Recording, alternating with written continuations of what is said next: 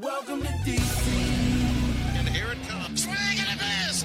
And a World Series Game 7 winning Curly W is in the books. Dagger! It's 1974. The Washington Capitals are the 2018 Stanley Cup champions. Don't like that. I like that. You gotta like that, right? Despite all this, despite the churn, my approval ratings keep going up. We are ready to give our 500% support back to this franchise, back to this city, back to this team after Snyder leaves. And then this is the poo-poo you put on the field. For the very first time, the Washington Mystics are WNBA champions. The Washington Commanders select Jaden Daniels. I'm going to support fake teams that can't ruin my life. Did you call bank? I call game. Thank you. Sorry to keep you waiting. Complicated business. Oh my goodness. The season has finally ended, sir. It's actually crazy to think we've been doing this for basically like 20 weeks at this point. It's crazy that it's all over and the offseason now is finally here. And I got to be honest, how much I didn't watch every second of that last game of the season. And typically the Super Bowl is appointment television and we're going to cover the whole thing and we love it and blah, blah, blah, and all the fun stuff. But the honest truth, FP, is I couldn't get myself to get excited about this game at all to start. And then once I got into it a little bit, it was over basically in a quarter. And Pete from Philly and Phil from Philly, all of the from Phillies, just insufferable all night long. And it continued this morning. I don't understand why you trash your own city when you win. There's so many like different things I want to pick apart this game. But it was actually a terrible football game. Like we talked about this. What was it, 2 weeks ago, FP? We said like the matchup everybody wants to see is Buffalo and DC. Yes. I remember making the rhyme and everybody gave me a hard time about it, but that's what the nation wanted to see. We didn't get that. It's just a bad game. It was a bad everything. And I don't want to spend 45 minutes talking about it, but it was a big letdown for what otherwise was really a really good NFL season.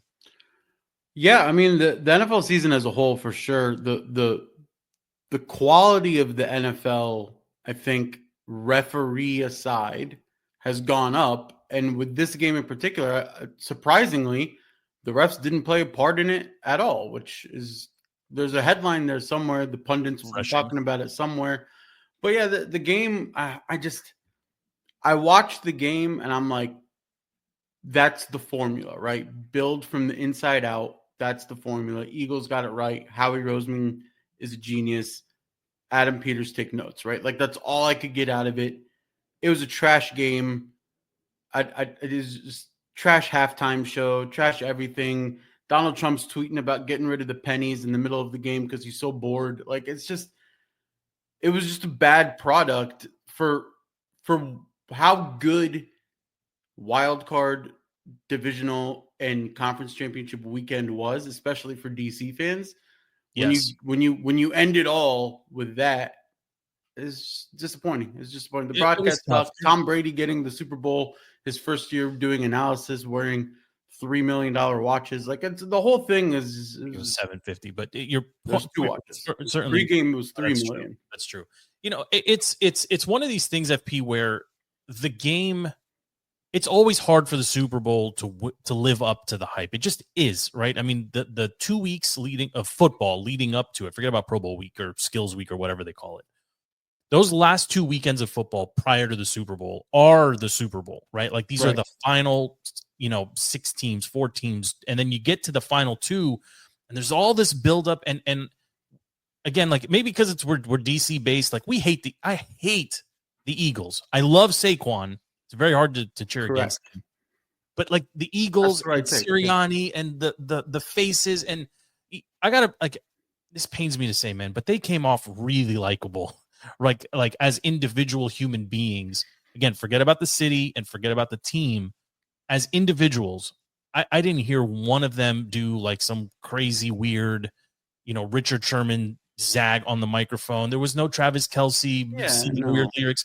Like it was very hard to I didn't watch a ton of the post-game stuff, but yeah, okay. I mean, they won. I mean, the emotion from Jalen Hurts, who, like, we can hate Philly for the reasons we hate Philly, and a lot of that is just the fan base, right? And the tush push and just kind of their whole all of it. It's their whole thing, yeah. But Jalen Hurts, the player, right? The man, respectable guy, right? Nobody gives him any benefit, right? Everyone just kind of takes all that he's done in the NFL away from him. He's on a good team, he's on a roster, the play calling, whatever. But the truth is, since he entered the league, 2 Super Bowl appearances, 1 win, all pro, like constantly doing everything right. And everyone, for whatever reason, just wants to knock the guy down. And yeah, when the mic's in front of him, praises God, says we're just here to get the job done, says everything right. Like the guy looks like he's eagerly awaiting to be a 55-year-old man, right? Like he just wants to dress the part and be laid back. Look, no one has been more critical of Jalen on this show than I have, right? I don't think he belongs in that upper echelon of quarterbacks, but agreed. When your team asks you to throw the ball 22 times and that's it, he carried it 11 times for 72 yards, right? I'm looking at a box score, 17 of 22, 221, and 2 touchdowns. It was good enough, right? And honestly, they didn't have to do anything else. The story is the Philadelphia defense, and specifically their defensive front.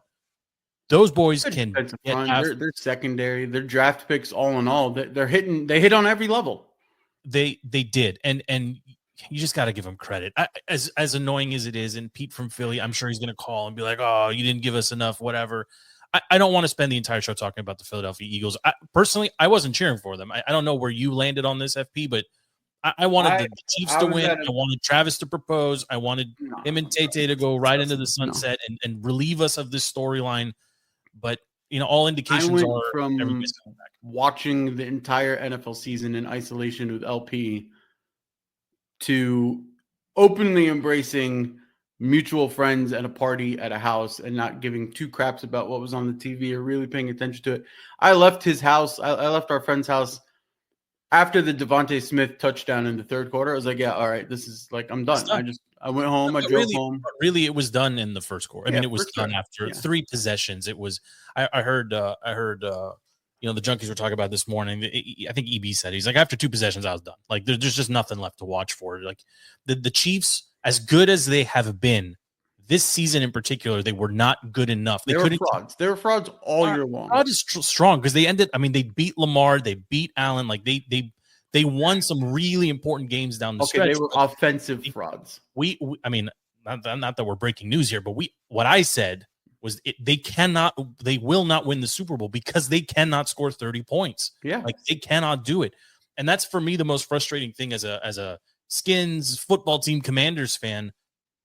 If we were 60 minutes. I hate this take so much. There's no doubt in my mind that if I had $1 million, I would be rich. It's just a weird comment. I get it. It just pains me because we did play the Eagles. We're the last team to beat the Eagles, actually, if I'm not mistaken. Yeah. And yes, we got our ass handed to us when we went to Philadelphia, specifically Saquon. And Saquon didn't do a whole lot yesterday, right? I mean, it's like the Chiefs came in singularly focused on Saquon will not beat us, but they are good enough that they didn't really need him to do much. And Jalen basically played a perfect game. And, for all of the whining about the refs, and I did a lot of it too, I agree with what you said. They were non-factor. There were 2 bad calls in the first maybe 7-8 minutes. One went one against either team, and that was it. I think the A.J. Brown, specifically that one on 4th and whatever, that was a really egregious call. But overall, they were non-factors. The Eagles they dominated. There isn't really another word for it. It's just the domination comes down to that fact where they had 6 sacks was the final stat line on Mahomes, and they didn't blitz once. No blitzes. Like you're saying, Jalen Carter and that D line, and that's like when we come into off-season episode time, and it's time to really dig into the needs of the DC team. You're going to look at a Jalen Carter and kind of the production that you get out of some of those key pieces, and you'll really start to see the difference between what we have on the field, which still overperformed and did great, but you're not going to get 6 sacks without blitzing from our defense, right? Like, and it's just an completely different tier of performance that the Eagles have right now, and it pains me to say it, but Howie Roseman has been building a fantastic team for 5-6 years. And the only thing I can think of when you revisit it is I'm like, if we had adults in the room and like this take is worse than my take. No, but if you had adults in the room prior, like if you had an Adam Peters or Howie Roseman at the start of just the Ron Rivera era, and all you did was you drafted better, sure. Not even better, just auto pick on your fantasy draft. You're hitting so many more draft picks. All right, but no one's been a bigger fan of Adam Peters than you, right? And there's no way to bail more than the people are glazing up Kendrick. Yeah, well, look, sucks. We have a longtime friend, Bill Rohland, is about to pop in here.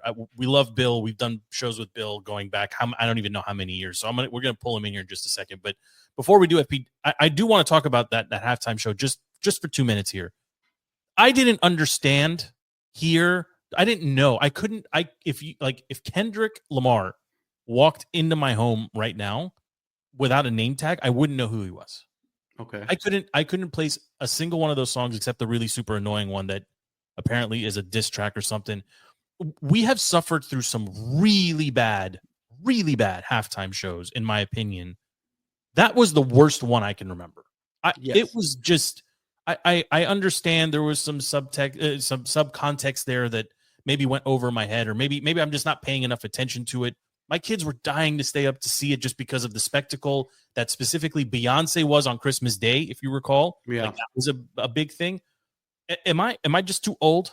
No, you're not. And not for me. The halftime show I will go out and I will say this was one of the worst halftime shows ever. And I'm somebody that I have nothing going on in my life. I can read any news article that comes across my phone or my laptop on Reddit, and I'll enjoy it. I'll read everything. I caught every context, every subliminal messaging, everything that's going on. I know all the history between Kendrick and Drake, and I knew it all. I knew from top to bottom the depths of everything. You're saying it was this was a terrible show. It was just how many stars? How many FPs out of 10? It was like a 3 out of 10. Like it has nothing to do. There's so many people that if you didn't like it, you're not for the culture, and you didn't understand it, and the show wasn't for you. Whatever. And my whole point was my whole point is this is the Super Bowl.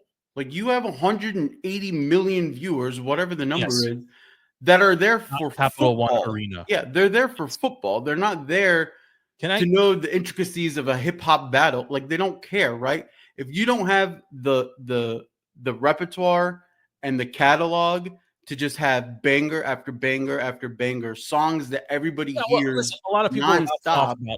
It should have been Drake, and I don't want either. No, I'm not saying it should have been Drake. No, it just needs to be a song that like your grandparents can recognize, your parents can recognize, that you can recognize, and that your kids don't roll their eyes at. I'm going to give you a very specific genre that belongs at halftime of the Super Bowl: pop music, as in popular music. Okay. Yes. The last performers, or if you go backwards, right? It was Kendrick, obviously, yesterday. Usher, Rihanna, Dr. Dre, The Weeknd, Shakira, and J-Lo, which nobody will ever forget. That was 2020. Maroon 5, maybe the worst of the bunch in 2019. Justin Timberlake, that one was forgettable too. But then Lady Gaga and Coldplay, I mean, basically pop as well. But like, it was bad. I didn't like. Maybe I don't know. Like, it was just too much. I didn't understand what was happening. And for a halftime show, again, and I really like the way you phrased that, right? This is not a concert. It's a performance in front of 180 million people that theoretically are there for football, not commercials and not pop culture. So it was interesting. The whole spectacle of the Super Bowl, a slight tangent here. I kind of hate what it's become, right? Like, think about the Redskins Super Bowl, right, of the past, or even like the Elway Broncos Super Bowl, or any of them. It was football driven though, right? Like, you have John Madden on the mic, you're talking football. There's a couple commercials, halftime shows like a marching band for like 15 minutes from the local high school, and then Michael Jackson shows up He's Turns the it first into a big thing. halftime show. Yes. And then the commercialization of the Super Bowl comes, and then you've just been getting further and further away from the Super Bowl, which makes the game harder and harder to win for the actual teams playing. Well, there was also a lot going on. Like, I don't know why Tom Cruise is doing like a thing before the thing. Like, there's just a lot. 6 o'clock kills me too. And I will say, if it was the Commanders, I would have absorbed every. Well, it would have been a different feel for us because we would have been in the Caesar Superdome. But anyway, it's fine. I'm gonna pull Bill in here just in just a second. And again, for anybody that's new to the show, Bill has been. I mean, this show. Bill, I don't even know how far back we go at this point. I think our first show together was 2018, 2019, somewhere in that range. So longtime friend. We thank you as always, for making time for us. I think you're on the road. I think that's what you mentioned to me as well. So thank you for carving out some time. Did you watch the game, the Super Bowl, on the road, Bill?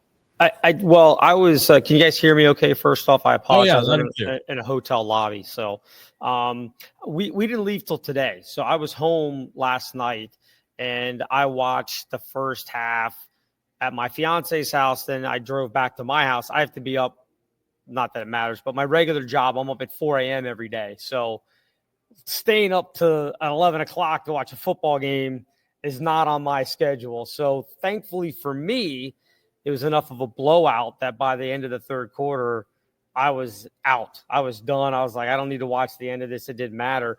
So I didn't see the halftime show because I was driving. I listened to it, oddly enough, on the radio. And yeah, I'm vaguely familiar with Kendrick Lamar, but it's not for me. So I wasn't insulted. I wasn't like, this sucks. It was just like, this isn't towards me. So, okay. Yeah. I'm sure it was great for people who like Kendrick Lamar. I'm sure they loved it.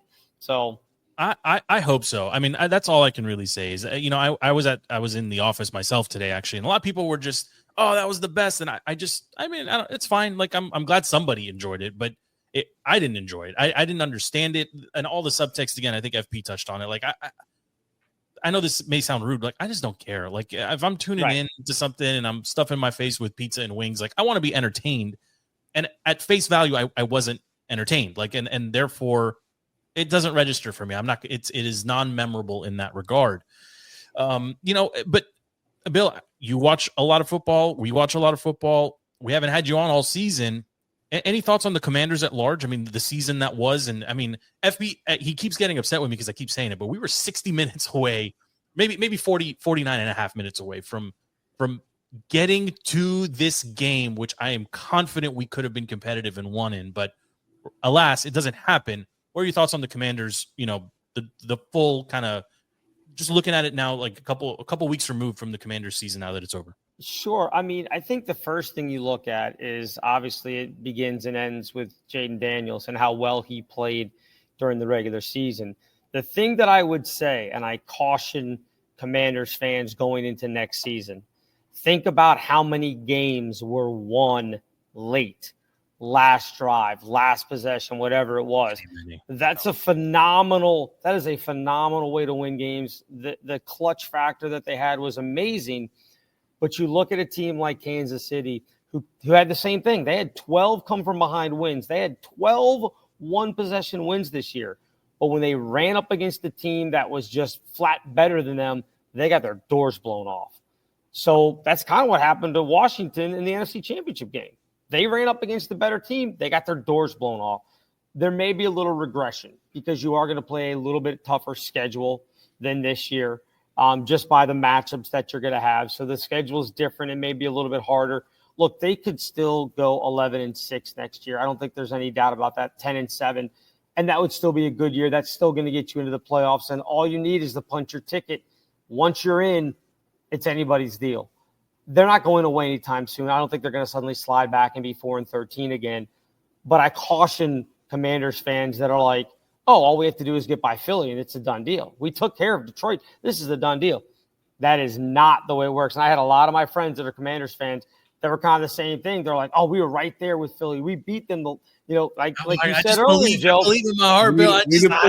We need to put the voice of reason tag under Bill's name because he's bringing it out. And me, for one, I don't want to think that way right now.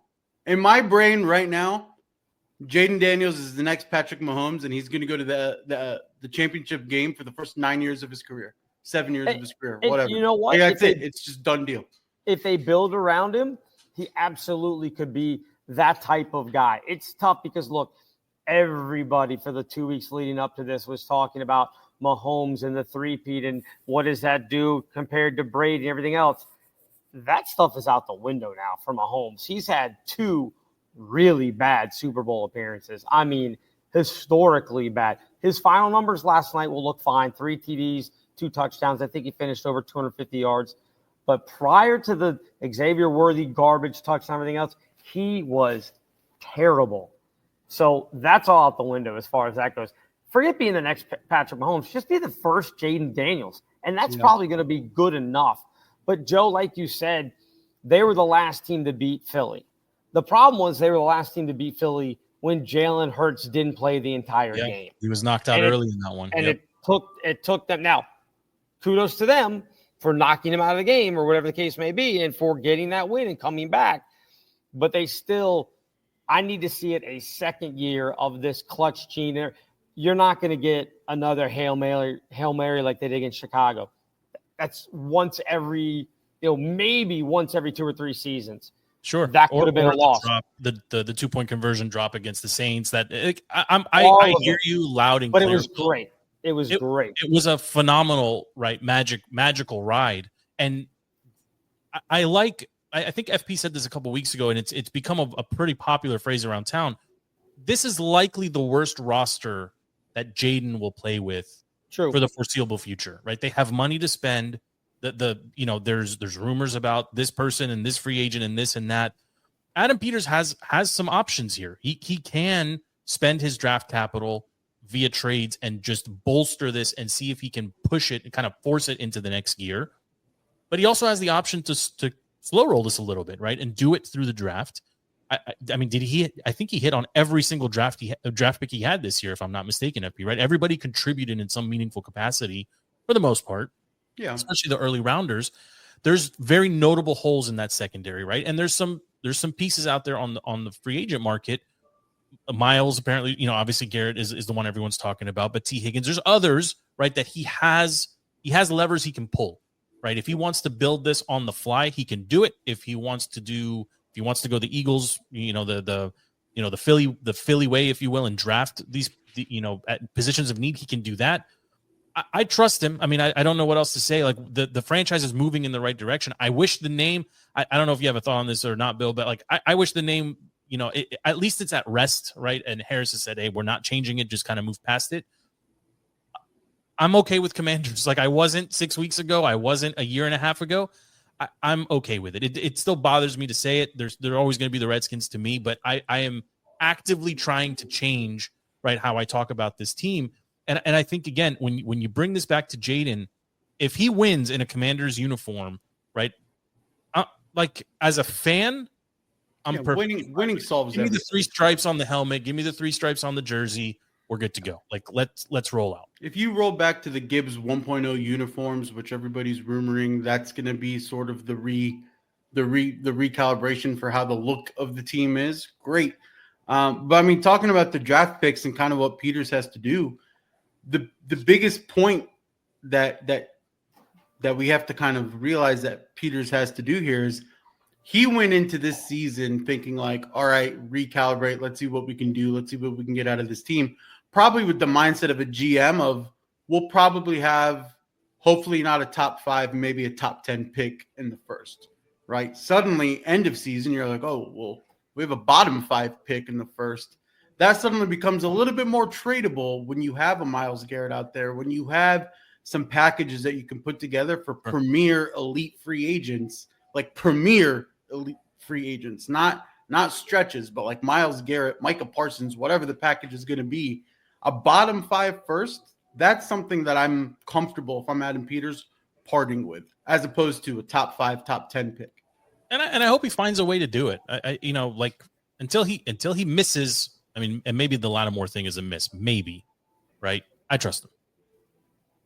Yeah, I think when you look at the people that are out here, T. Higgins, Deebo Samuel now is wanting to be traded, and I think Washington's one of those places that would absolutely love to have him come in here. I think what Adam Peters has to be careful of, and he knows this better than I do, obviously, is you have this dynamic quarterback in Jaden Daniels. You have to make sure that you're not so dead set on making sure that he has everything that you continue to forget about the defense. Because look how Philadelphia won that game.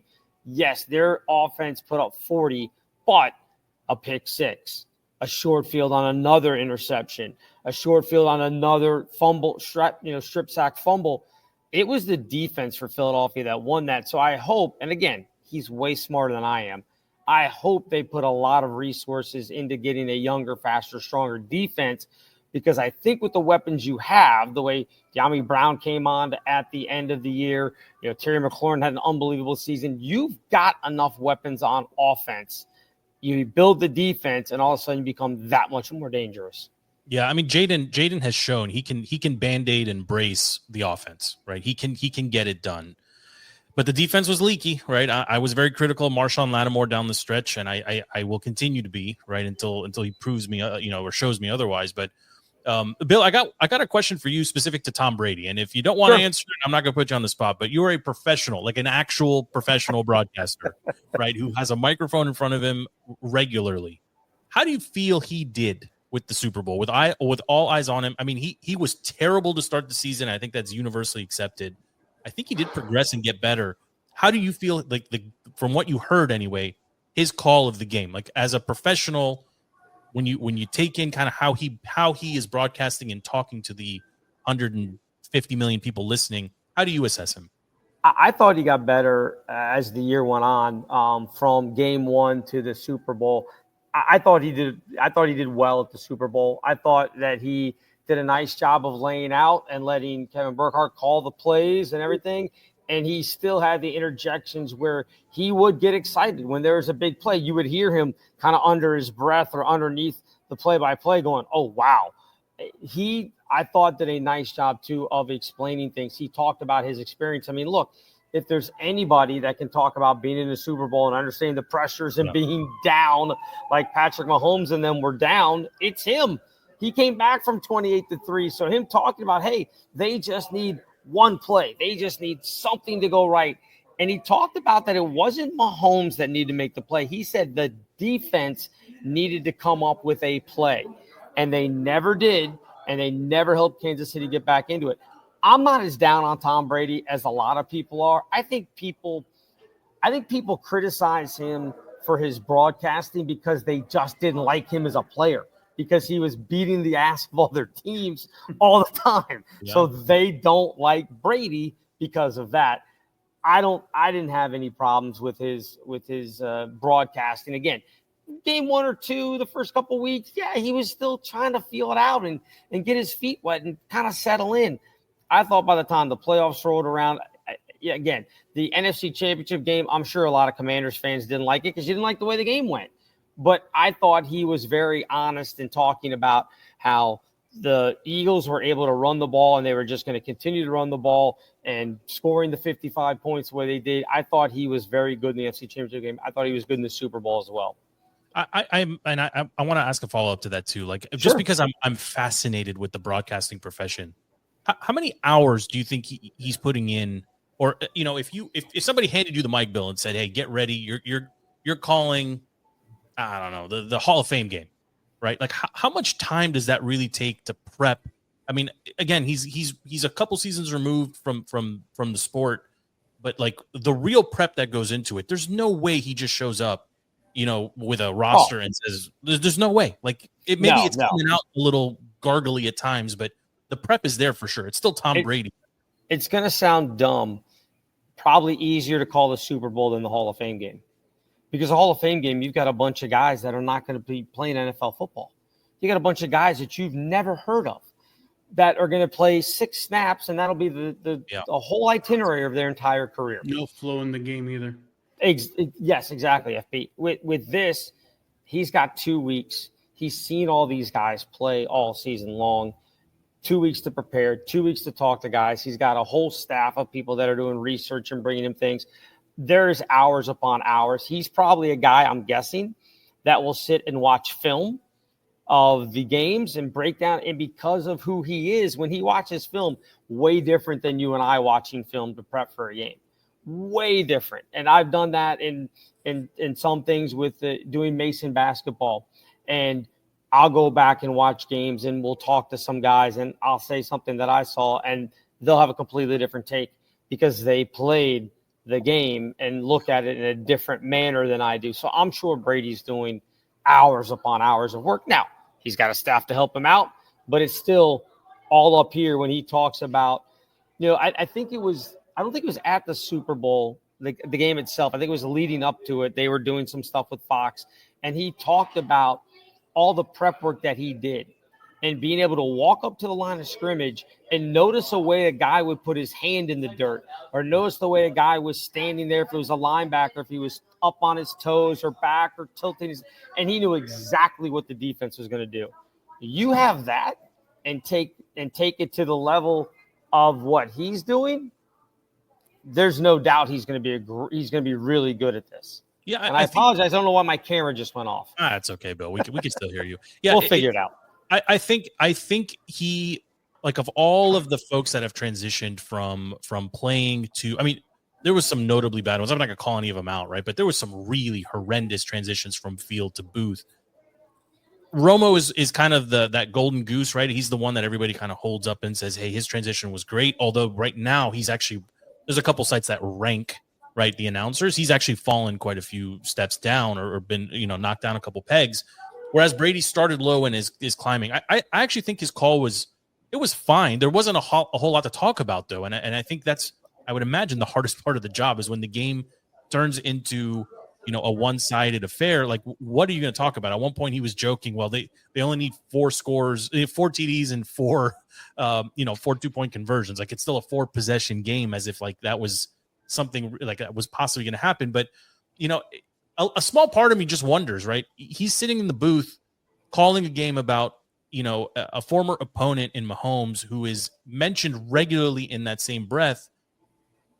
You said it. I think it's over now, Bill, right? Like, this is done. We may have seen, and I mean, look, this is easy to say less than 24 hours from the game being done, but boy, it sure looked like that was the end of the road for Kansas City. Look, they're still going to be in the playoffs. They're still going to be a threat, but they looked old. They looked beat up. They looked discombobulated at times. Now, maybe that's just because the Eagles' defense was that elite and that good, but it would not shock me if Patrick Mahomes never got back to another Super Bowl. That would not surprise me in the least. Look at the guys he's competing with: Josh Allen, Lamar Jackson, Joe Burrow, if he's healthy and Cincinnati gets things done. Just in the AFC alone, those are probably 3 of the top, 6, 7 quarterbacks in the league that he has to go up against. Yeah. I mean, every single year. Just its conference too. Right. That's what I'm saying. He's got to get by them. Yeah, he's got to get by them to get to the Super Bowl. Bo Nix is rising up. Justin Herbert, you're going to imagine, will be doing even better another year in the new Harbaugh offense. So no doubt, SB, no doubt. And you look at all the times that they've won those 1-score games, and luck or clutch or whatever you want to call it has been on their side. Does that continue for the next 3, 4, 5 years? At some point, it's got to regress to the mean, right? So at some point, they're going to have to invest in an actual running back. They're going to have to invest, draft capital in shoring up some of the other skill positions. They've really lucked into, we're just going to grab Juju and make him a wide receiver for 7-8 games. Yeah. We're just going to trade for Hopkins and just kind of will it. I mean, I agree with you, Bill. I feel like they did look old. They looked old for the majority of the season. And to Travis Kelce's, to his credit, he's able to turn it on and off. But yesterday, I mean, out of the gate, too many drops, just swarming around. I mean, it was too much for them to overcome. The AFC, the one big takeaway for me is the NFC is in a position now where the winner of the NFC should be favored moving forward. And this is just my own kind of gut feeling here. I think the NFC has better or more complete teams, if that makes sense. Right. Whereas the AFC maybe has better skilled talent in key positions, right? The quarterbacks you listed are better, in my opinion, but the teams notably the Lions, the Eagles, right? Even the Commanders, maybe to a lesser extent the Commanders, if we're being honest, but the Vikings, these teams are stacked from a roster perspective, even though they're a little bit lesser at the quarterback position. And what was clearly demonstrated is you can't just have that one quarterback a la Tom Brady or early Mahomes just go out there and wing it and make it happen. It just doesn't happen anymore. These teams, these rosters are too good from top to bottom. And it was actually a little bit shocking to see that Kansas City's odds-on favorite to be back in the Super Bowl and to win it next year. I don't understand that at all from ESPN. That was I saw that about 2 hours ago. I don't know how they're favored to be, Super Bowl favorites for next year. Nothing to me suggests that they are going to be able to reload that quickly. And frankly, the Eagles, everybody is still under contract. I don't think they have a single notable free agent that potentially is walking away from their team. Maybe I read it wrong, but the Eagles will be back too. So the Eagles have some big names that are under potential free agents, but they'll probably be kept up. I think the biggest thing here is when you look at Patrick Mahomes' early season to where he is now in his career. Early career to where he is now.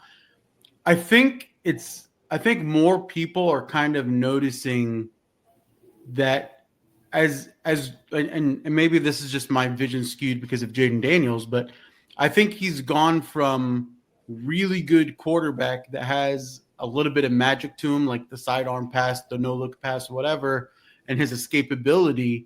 I think, and maybe he kind of bought into his own hype, where he kind of fell away from standard pocket presence QB, stand in there, slicing. He got too cute. He's gotten too cute, and you saw a lot, and that's how you get 6 sacks on a QB without blitzing in the Super Bowl, right?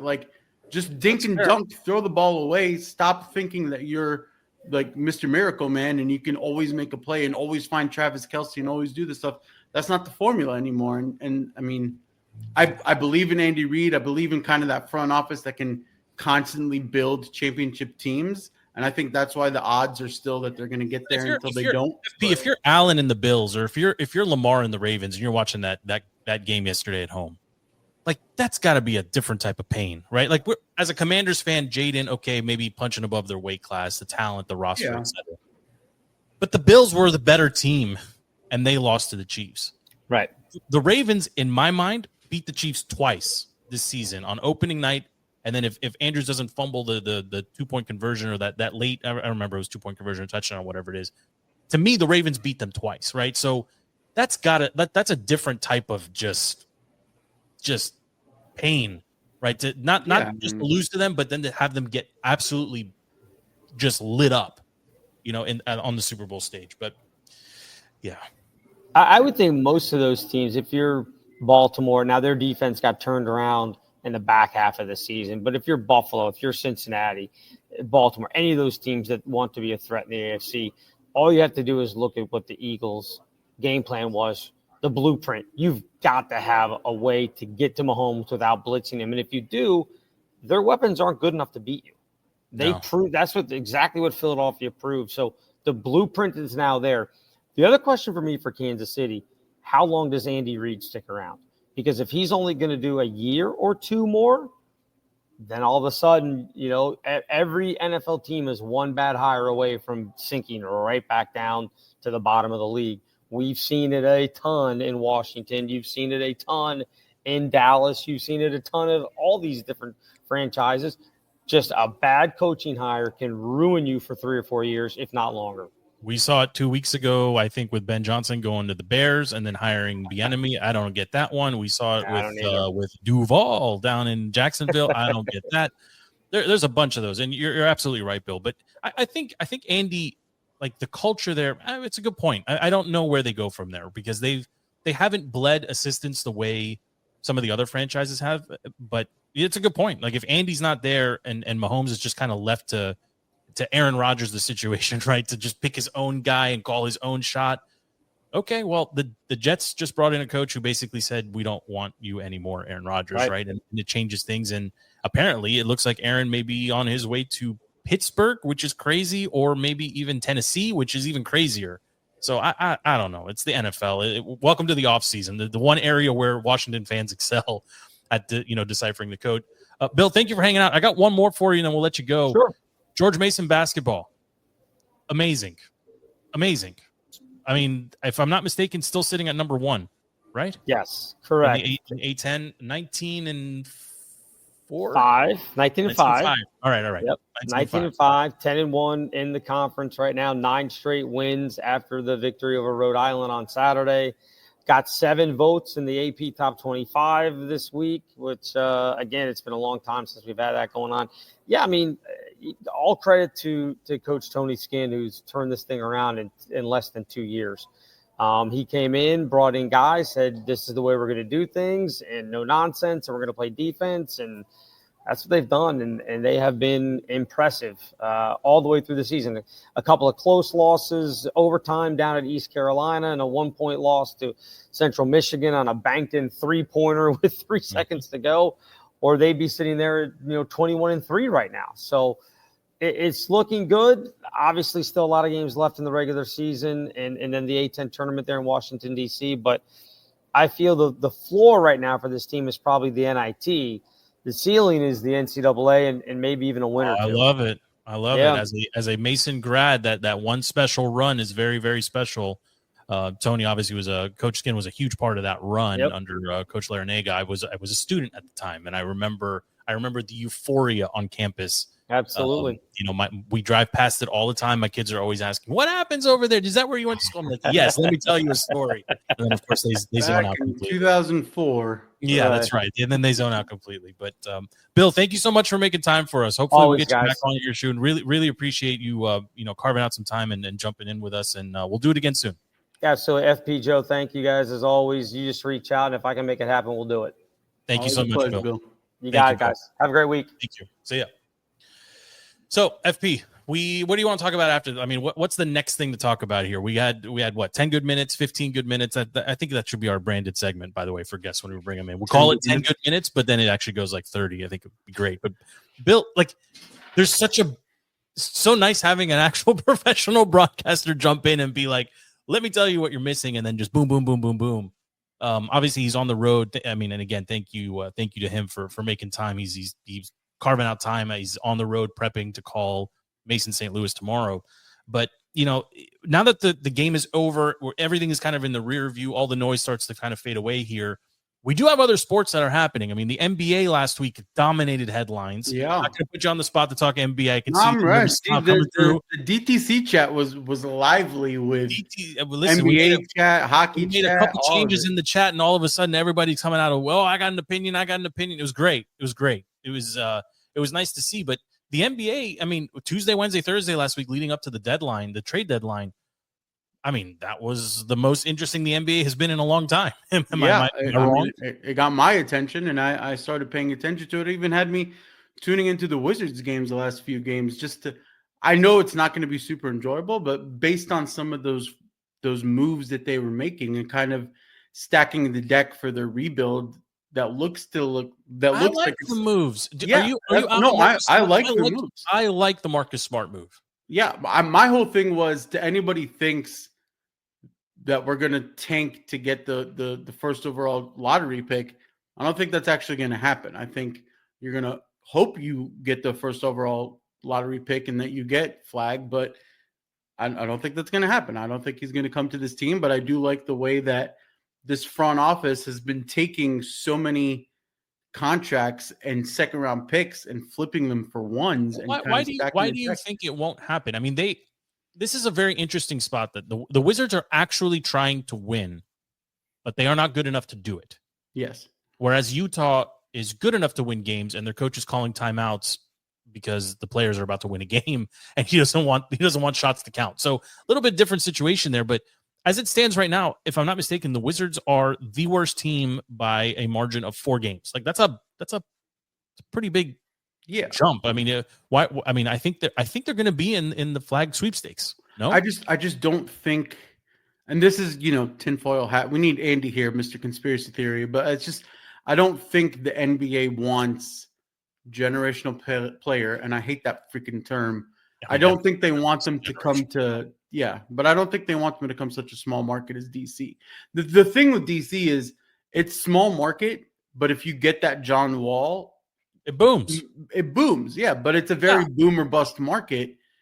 And I think I don't know. But where are you going to send him? Chicago? Chicago's been a dead city since Derrick Rose was. Derrick Rose was their guy. They stink. The 76ers have actual talent. They stink. You want more talent going to Philly? Now you're getting into the real conversation that kind of everything in the NBA kind of stinks. Every market stinks if you're not LA, Boston, or New York.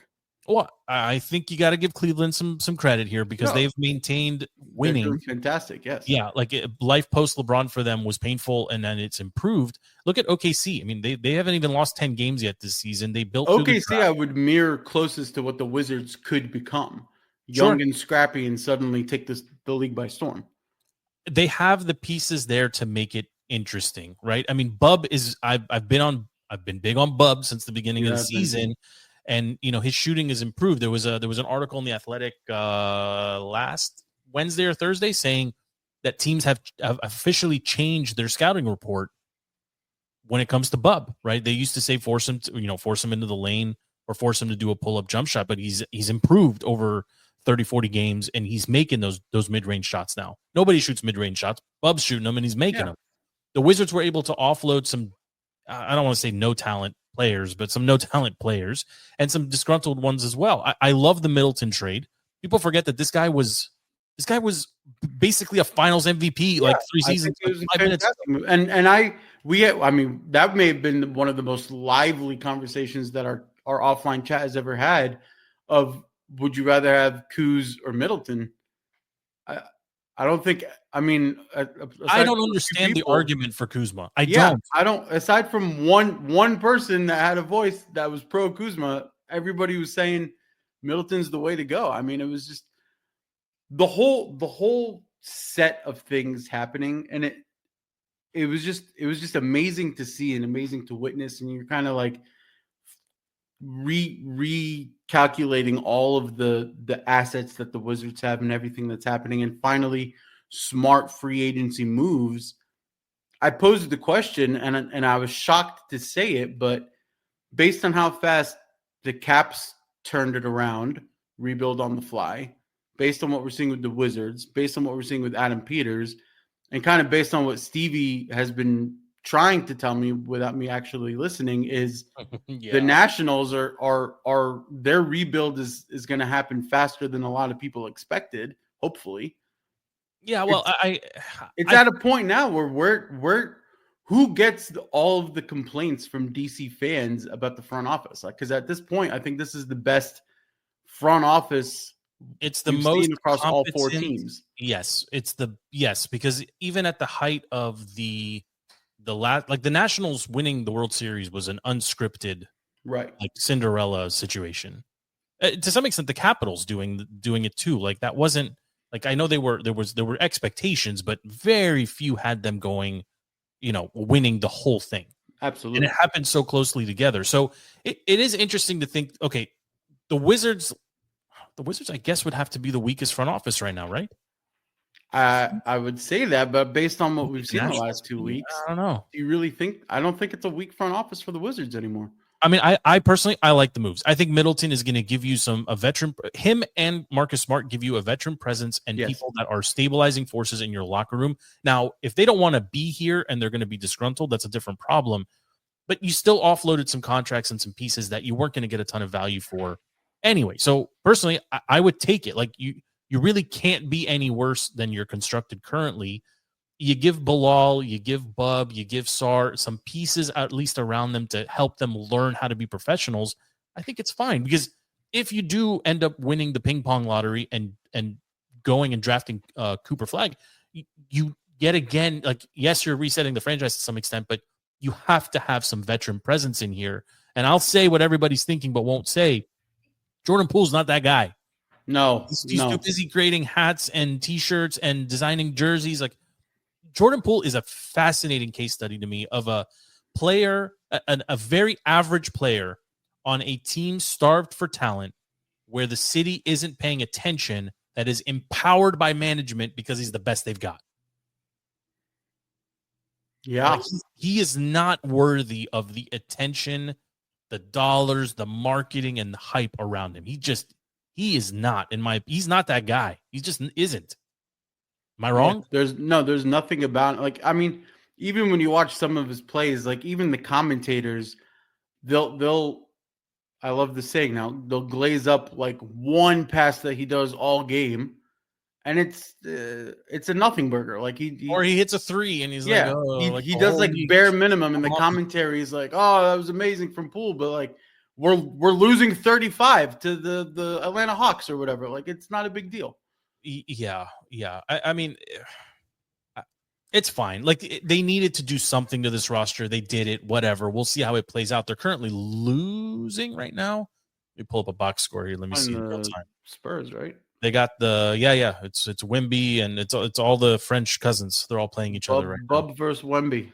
Yeah, they got him at 1. Not just Bub. It's Sar and Bilal. All French. All French national. All teammates on the French national team. No, I think the last time Bub played Wemby, he took it to him. He played him well. If you say so.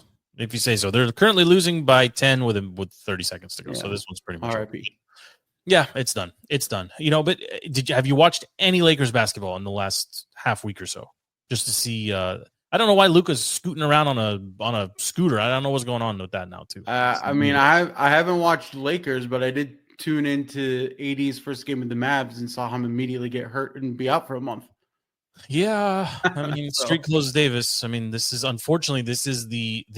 his reputation, is that he is off injured, right? And here it is yet again rearing its head. So yeah, that's not a good look. Look. Did you happen to catch Mark Cuban on stage doing an interview with Bill Gates? Yes. Yeah. How would you feel if you left Microsoft or sold Microsoft or whatever, and they traded Windows 11 for Windows 10 or whatever he said, and then tried to convince you that this was the right move to make, right? It is fascinating how many people are like, obviously from the Lakers perspective, this is a no-brainer, right? You're resetting your franchise on the fly. You're in a position now where you can kiss LeBron and his kid goodbye whenever you're ready and build this whole thing around Luka. But they also won. They were able to rescind their trade with Charlotte. Did you see that? I haven't actually seen that happen before. That trade was rescinded. Like, I did not see that. Yeah, so they had this whole trade in place to acquire a center. They were going to trade Dalton Connect for Mark West and blah blah blah, and then it unhappened. So okay, so like they re-improved, because that was actually a really bad trade for them. But I don't know. Like, the league needs the Lakers to be good. The league also needs LeBron to go away. I firmly believe now that, like, if there's anyone left to defend LeBron and his legacy and his value to the league, I want to bring them on the show and talk to them, because at this point, it's only causing harm. Am I wrong here? I can't watch him. I don't want to listen to him talk. I don't want to watch him or pretend to read a book. I don't want to see his kid, get a guaranteed contract for nothing, apparently, as a second-round pick. It's crap. It's all crap. You can almost go full circle and relate it back to the Super Bowl, where Tom Brady was around the league for forever and people hated him, but they hated him because he was hands down absolutely the GOAT, the best, no debate with it, right? And then everybody hates the Chiefs because they're around, but they're just so annoying and in your face and unlikable, and just they never go away. But they're also really, really good and always win. That's kind of what's happening with LeBron. Is he's not the GOAT, and I don't think anybody is going to keep saying that, because you can always find 1,000 different ways to spin the facts that he's not doing what Jordan did with more time in the league, right? And he just doesn't go away. I can't listen to the Jordan debate anymore. He doesn't go away. He's always around, and there's always some kind of narrative with him bigger than basketball that everyone just rolls their eyes and like, just get this man off my TV. He also does things that make you like want to just I'm not gonna say I want to hit him. I want to hit myself. Like have you seen him brush his hair? 5,000 times. There's nothing there, LeBron. Yeah. What's happening here? I want the Temu version of LeBron, the one that's all over my social media. I want him to come and like just hang out next to him. Like, I would watch that Lakers game if Temu LeBron and regular LeBron were just hanging out on the side. Well, now we're gonna get the passive aggressive side eye between him and Luka, because I don't think they're gonna mesh at all. But you know what? if you're in charge of the Lakers, if you're part of that front office or that organization, you're done with LeBron. Like, Yeah. you're not. Take a seat, old man. We'll call you're you if the 40. playoffs happen. Like, it's been real. It's time for maybe you and Kevin can go. You and Durant can go team up finally for one last hurrah in Washington or somewhere else far away from us.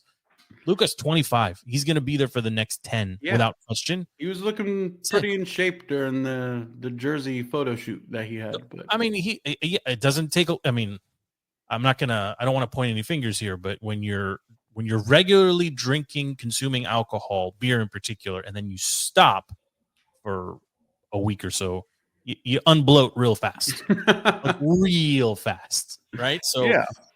I also wanted to, not to go too deep into the NBA stuff here. I feel like I'm about to test your. Are you going to hit me with conspiracy theory in Vegas? It's no conspiracy theory here.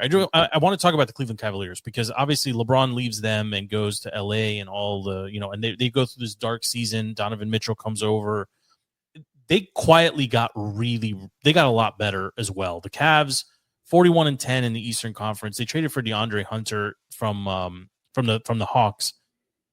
Low key, I know Luka's the bigger name. This was the actual bigger value add because this was the one hole the Cavs could not defend the wing, and they got a guy now that can do it. So I like it. People are going to talk about Jimmy Butler going to Golden State as a bigger deal, and it's fair. Did you see what Golden State did over the weekend on Saturday night?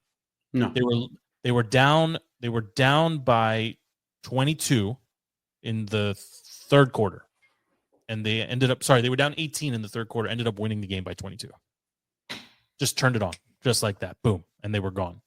So, it'll be interesting. The NBA is at least interesting now with some of these new pieces here and there, right?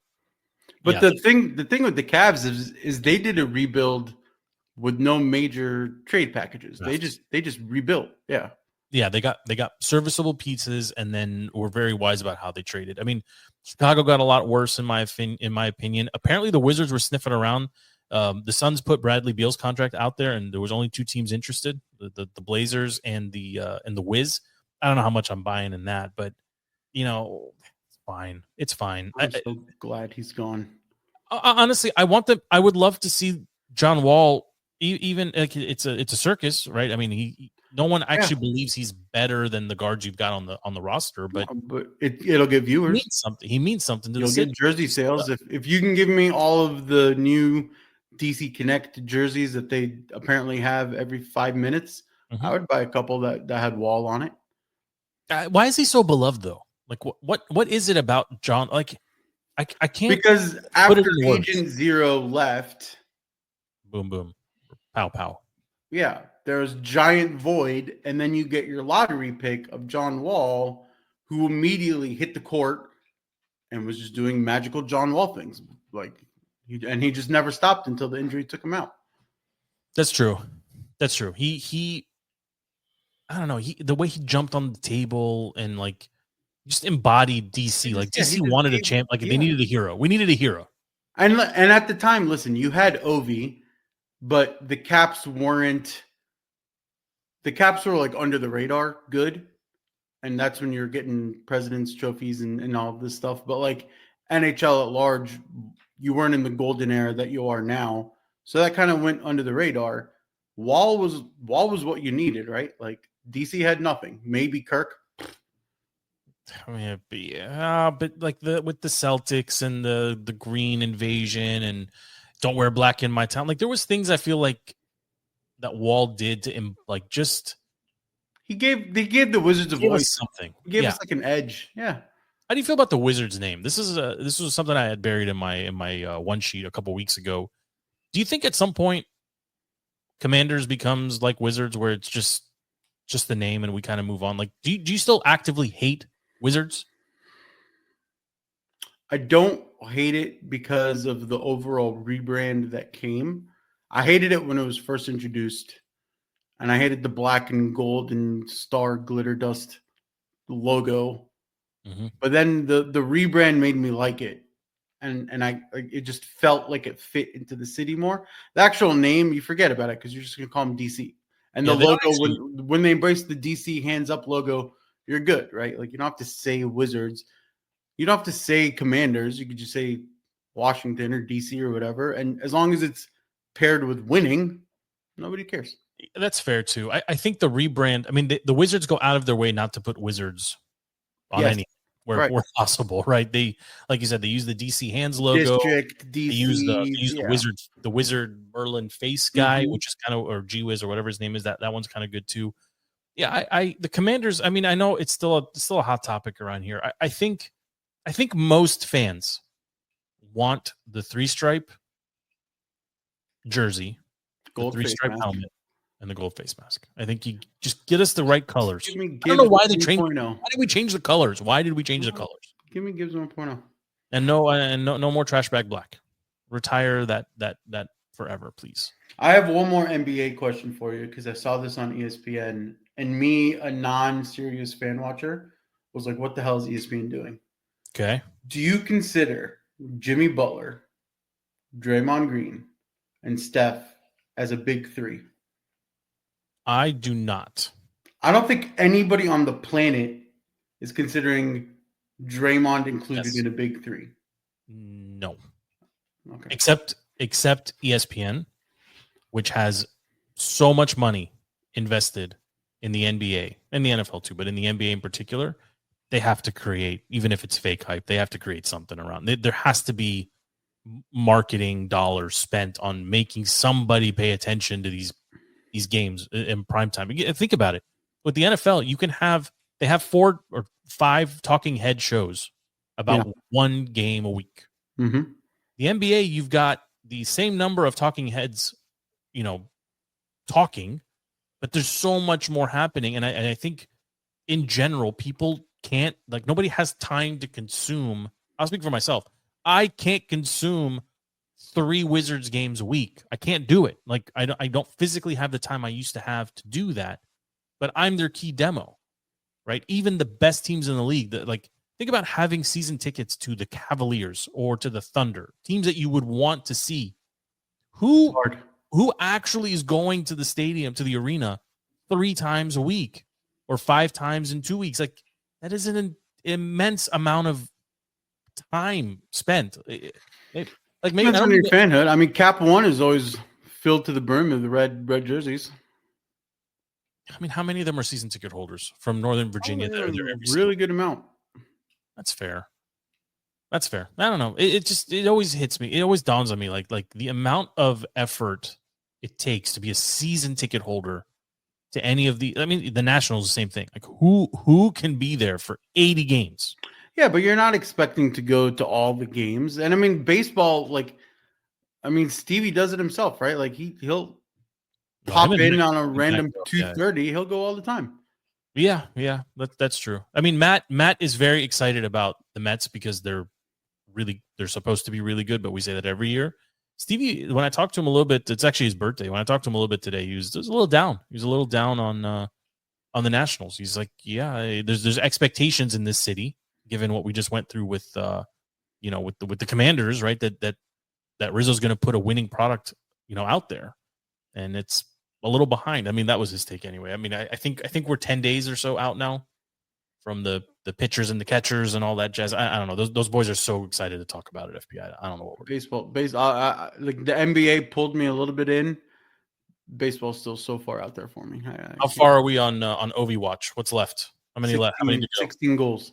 I mean, what are we thinking? By mid-April? Mid-April, yeah, probably. So right by the end of the season. So it's in view. It's in view. On radar. And this is after missing time with an injury and being with a broken leg. And being as old as dust and having a Luca diet of fettuccine Alfredo and beers. It's just Is he done after this one if he gets it? You think he's got one? I think if he gets it and we can go deep into the playoffs and hopefully compete for a Stanley Cup, that might be his swan song. It doesn't get better than that. No, I mean, if a win, if a Stanley Cup win and that record, it doesn't get better than that. It's done. But mind you, the last time the Eagles won the Super Bowl, 4 months later, the Caps did. So they won their Stanley Cup. Fun tidbit for you. Oh, it makes me a little excited. We're up there, top of the league. Anything to plug before we hang up on each other? No, I think now we're getting into some green episodes that we're going to start putting out. I'm excited for some of the stuff we have lined up.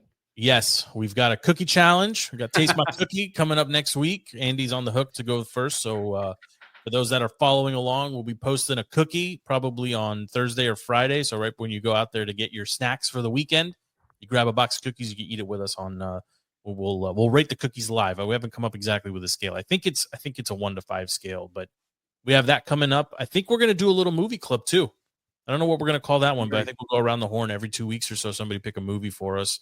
This started unofficially. I picked one and then it mysteriously disappeared off HBO and everybody got pissed at me.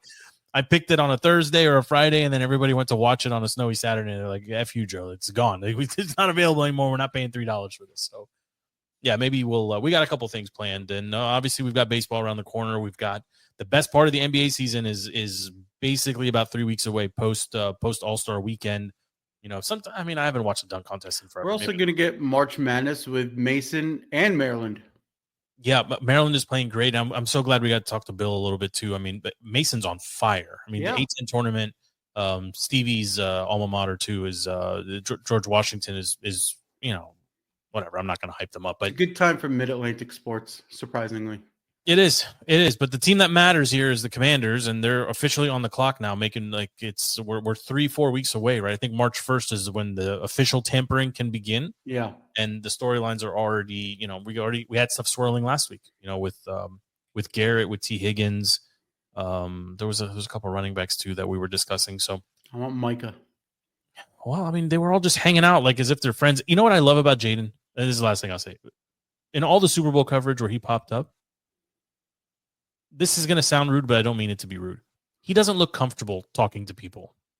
He's just a football guy. Yeah. When they put him in front of the hologram thing with the quarterbacks running, he got like all 10, and got him quick. That's Patrick. Oh, that's Lamar. Oh, that's whatever. He loves football. You put him in a room or in front of a microphone with stupid Ocho Cinco and Micah, and he just clams up. He's like, He just feels like a 24-year-old who just wants to get back to playing football. Sign me up to be put in a room with Kay Adams, though. I know she's special. I know. Yeah. I know. Thanks for making time, FP. Thank you very much, sir. We'll do this again soon. My name is Joe. The show is DTC Defeating the Curse. Special thanks to Bill Rohland for hanging out with us on the road and giving us 10 good minutes today. That was great.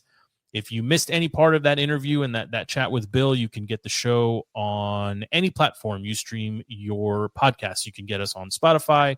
You can get us on Apple Podcasts. You can get us on Amazon. You can tell Alexa to play the latest episode, yada, yada.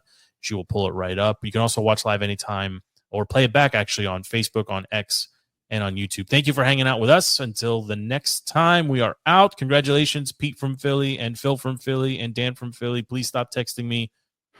We'll talk to you all soon. We're out.